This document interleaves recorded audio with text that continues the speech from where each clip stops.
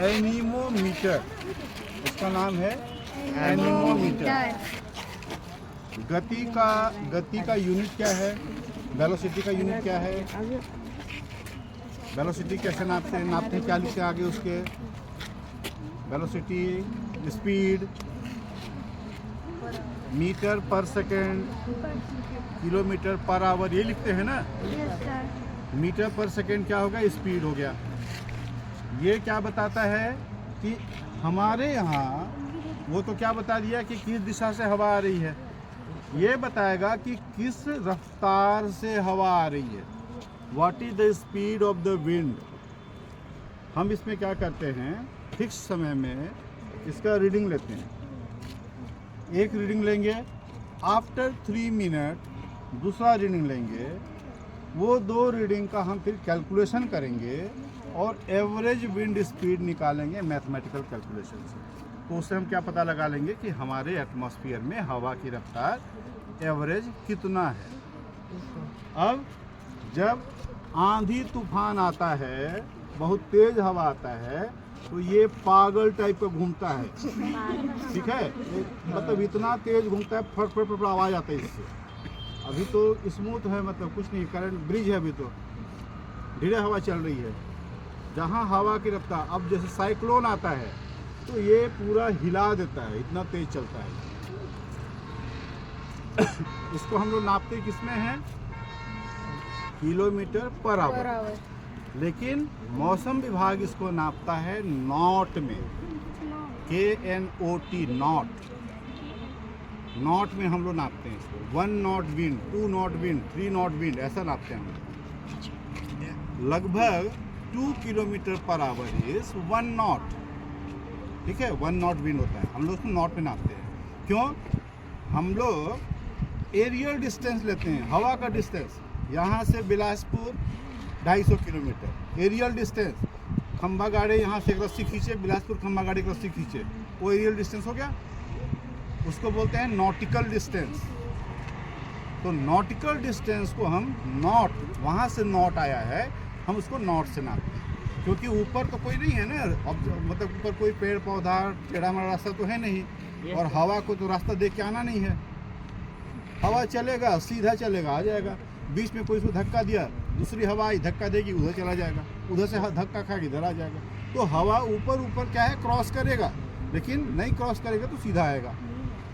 जैसे आप लोग जेट पढ़े हैं, जेट स्ट्रीम पढ़े हैं, जेट धाराएं नहीं पढ़े हैं, जेट स्ट्रीम नहीं पढ़े। तो जेट स्ट्रीम जो होते हैं काफ़ी ऊपर बहते हैं।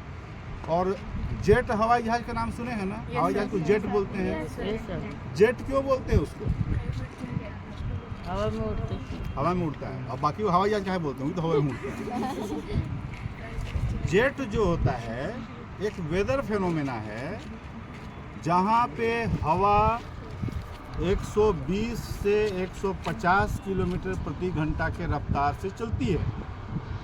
जब सेकेंड वर्ल्ड वार हुआ 1945 में, जापान पे बम कब गिरा था? हिस्ट्री में पढ़े हैं? नागासाकी हिरोशिमा पे बम गिरा था, हिस्ट्री में नहीं है? है ना, एटम बम गिरा था। वो क्या हुआ था? ज़्यादा किनारे मत ना रहे, चक्कर उकर आएगा तो। उस समय जब अमेरिका का बम बार्डिंग हवाई जहाज आ रहा था, तो वो क्या किया, ऊपर जब उड़ रहा था उसको ऐसा अनुभव हुआ कि कोई ताकत है जो उसके हवाई जहाज को मोड़ रहा है बार बार। वो बार बार चलने की कोशिश करते थे, बार बार मुड़ जाते थे, चलने की कोशिश करते थे, बार बार मुड़ जाते थे हवाई जहाज में। जैसे मान लो बहुत तेज हवा आ रही है और हम साइकिल चला रहे हैं, तो क्या होगा, अपने आप हमारी गाड़ी, हमारा साइकिल मुड़ जाएगा ना, बहुत तेज हवा आएगा तो कोई ना कोई फोर्स वहाँ पे था।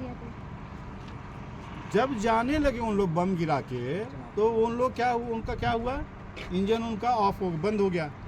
बंद होने के बाद भी 120-130 के रफ्तार से वो चलते चले गए। अब उसको आप ऐसे समझिए, नदी में पानी बह रहा है, एक नाव हम लिए, कागज़ का नाव लिए, और उस पानी में हम डाल दिए। कागज़ के नाव में कोई इंजन है क्या? वहाँ कोई बैठ के चला तो नहीं रहा उसको। उसका फ्लो होगा कि नहीं होगा? होगा। किधर होगा? जिधर पानी बह रहा है उधर होगा। उसको क्या बोलते हैं? Down stream. डाउन स्ट्रीम में चलेगा। उल्टा जाने के लिए हमको ताकत लगाना पड़ेगा। वही चीज़ हुआ कहाँ? हवा में। उसमें वहाँ जाके जब हवाई जहाज़ को छोड़ देते हैं तो जम्मू कश्मीर से हवाई जहाज़ सीधा जापान पहुँच जाता है बिना कोई फ्यूल खर्च किए। जैसे हमको नीचे उतरना है गाड़ी लेकर के, इंजन बंद कर दो, खाली हैंडल संभालते रहो, अपने आप गाड़ी चली जाएगी। वैसे ही वहाँ पे उसको बोलते हैं जेट धारा, ठीक है, जेट करंट। और इसलिए उस ऊंचाई पे उड़ने वाले हवाई जहाज़ को हम जेट एरोप्लेन बोलते हैं। मेन पार्ट का उल्टा पानी जो है थोड़ा सा ग्रेविटेशनल फ्लो है उसमें, और वो मतलब साइफन काम करता है, साइफन सिस्टम काम करता है वहाँ पे, तो ड्यू टू साइफन वो उल्टा चलता है। तो साइफन आप पढ़ेंगे अभी आगे क्लास में, अगर फिजिक्स लेंगे तो फिजिक्स में पढ़ेंगे। तो साइफन सिस्टम है ड्यू टू ग्रेविटेशनल पुल भी है। अच्छा, ये हो गया। इसके साथ एक हमारा जो है सारा मौसम तो हो गया, बिना बादल का तो मौसम अधूरा रह जाएगा। बादल होना जरूरी है बारिश होने के लिए। बिना बादल का बारिश होता है क्या? नहीं। तो हम बादल कैसे मेजर करते हैं? तो बादल आप लोग पढ़े हैं, बादल कैसे बनते हो पढ़े हैं आप लोग कि समुद्र का पानी है, खूब पड़ा, इवोपोरेशन हुआ, ऊपर गया, ठंडा हुआ, कंडेंसेशन हुआ, बादल बन गया। अब एक नीचे लेयर का बादल, फिर ऊपर लेयर का बादल, फिर सबसे ऊपर लेयर का बादल, कुमुलस क्लाउड, स्ट्रेटोकुमुलस क्लाउड, फिर stratus cloud, stratostratus cloud, stratocumulus cloud, cirrus cloud, इस टाइप के बादल बनते हैं। हम बादल नापते कैसे हैं? हम पूरे आसमान को 8 हिस्से में बांटते हैं। बादल के लिए हम लोग क्या करते हैं? पूरे आसमान को अंदाज से 8 हिस्सा करते हैं, और 1 part out of 8 is known as okta. Okta means 8। आप लोग पढ़े हैं? Di, tri, tetra, penta, hexa, hepta, octa, nona, deca, that is okta. Okta means 8। तो एक पार्ट को हम क्या बोलते हैं? ओक्टा। तो एक पार्ट में अगर उतना बादल हमको दिख रहा है तो हम बोलेंगे 1 ओक्टा क्लाउड। 2 पार्ट में है तो 2 ओक्टा क्लाउड। ठीक है, तो हम बादल को नापेंगे उससे। उसमें हम ये देखते हैं कि किस स्तर, जैसा भी ये बादल दिख रहा है तो ये निचले स्तर का बादल है, इसमें पानी है। इसके ऊपर एक बादल होगा, वो फटे हुए दही के जैसा थोड़ा थोड़ा ये भी है, वो भी। एक सबसे नीचे आएगा, गोभी के फूल जैसा दिखेगा, कुमुलस बोलते हैं उसको, या रुई के जैसा दिखेगा, कुमुलस क्लाउड। वो गरजने वाले बादल बनाते हैं, कुमुलो निम्बस बनाते हैं। उस बादल के बिना गर्जन नहीं होता है। और ये सारे बादल जो हैं 12 से 15 किलोमीटर के अंदर ही रह जाते हैं। ये कितना होगा? ये मुश्किल से कितना होगा? 4-5 किलोमीटर हाइट पे होगा। ठीक है, ये बादल 4-5 किलोमीटर। ठीक, चलिए अब एक चीज़ मैं आप लोगों को उस समय बोला था कि पानी वर्षा हम लोग मिलीमीटर में क्यों ना। चलिए नीचे से। One of the instrument named as, कोई बता सकता है क्या नाम इसका? Wind vane. Wind vane. Vane का मतलब क्या होता है? वेन, वेन किसको बोलते हैं? पंखा।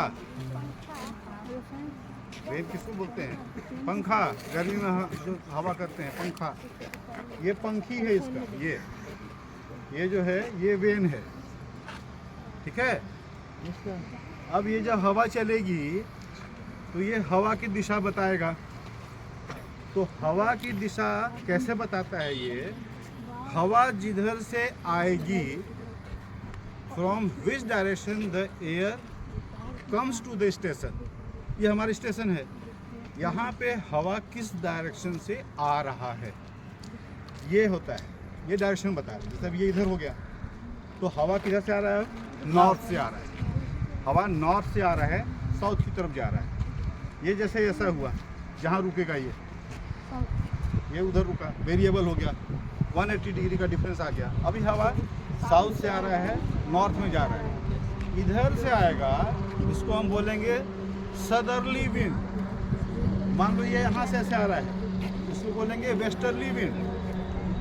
जब इधर से आ रहा है ईस्टर्ली विंड, तो मैक्सिमम मान लो ईस्टर्ली विंड है, मतलब बे ऑफ बंगाल की तरफ से आ रहा है। मैक्सिमम अगर नॉर्दर्ली विंड है, हिमालय की तरफ से आ रहा है। मैक्सिमम वेस्टर्ली विंड है, राजस्थान से आ रहा है। तो हम लोग ये वॉच करते हैं कि मैक्सिमम विंड किधर से आ रहा है हमारे यहाँ, उसका हम पता लगाते हैं ट्रेंड क्या होगा आगे। बरसात में आएंगे तो इसका डायरेक्शन मैक्सिमम क्या होगा, इधर ही होगा। गर्मी में आएंगे तो इसका डायरेक्शन क्या होगा, इधर होगा। गर्मी में राजस्थान गर्म होता है, हवा उधर से आती है। ठंड में जनरली इधर होता है, इधर होता है नॉर्दर्न। तो ये क्या हो गया, विंड वेन। ये क्या बताएगा हमको, हवा की दिशा। ठीक है, विंड वेन। एक और उपकरण है, आइए उधर।